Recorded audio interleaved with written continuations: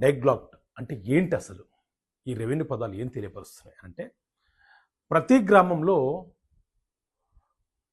అనేక సర్వే నెంబర్లు ఉంటాయి. ఆ సర్వే నెంబర్లలో కొన్ని పట్టా భూములు ఉంటాయి, కొన్ని ప్రభుత్వ భూములు ఉంటాయి, కొన్ని సీలింగ్ భూములు ఉంటాయి, కొన్ని ఇనాం భూములు ఉంటాయి, కొన్ని ఎండోమెంట్ భూములు ఉంటాయి. ఇలా రకరకాల భూములు ఉంటాయి. సో ప్రతి సర్వే నెంబర్కి సంబంధించి ఒక రిజిస్టర్ మెయింటైన్ చేస్తారు. దాన్నే ఆ రిజిస్టర్నే సేత్వార్ అని పిలుస్తూ ఉంటాం.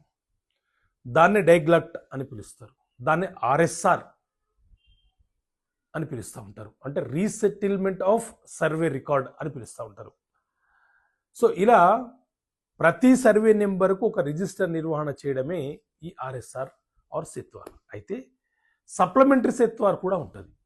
అంటే ఏదైనా ఒక సర్వే నెంబర్లో ఏదైనా ఒక ట్రాన్సాక్షన్ జరిగితే, అంటే ఒక సర్వే నెంబర్లోని హక్కుదారులు ఆ సర్వే నెంబర్లో ఉన్న భూమిని ఎవరికైనా అమ్మినా, లేకపోతే తండ్రికి సంబంధించిన వారసులు బాగా పంపిణీ చేసుకున్నా, దాన్ని సప్లిమెంటరీ సేత్వార్ అని అంటే ఆ సర్వే నెంబర్లో కొన్ని సబ్ డివిజన్స్ జరిగినాయి కాబట్టి మరొక రికార్డుని మెయింటైన్ చేస్తారు.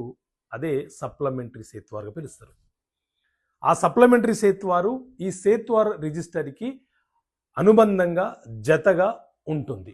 అంటే ఈ రెండింటిని ఆధారంగా చేసుకొని ఒక సర్వే నెంబర్లో ఏవైనా మార్పులు చేర్పులు జరిగాయనేవి మనము తెలుసుకోవడానికి అవకాశం ఉంటుంది. సో ఇలా సివిల్ అంశాలు అలాగే చట్టపరమైన అంశాలు మీకు అర్థమయ్యే భాషలు వివరించడానికి చట్టపరమైన సమస్యలకు పరిష్కారాలను పుస్తకాన్ని మీ ముందు తీసుకొచ్చాము.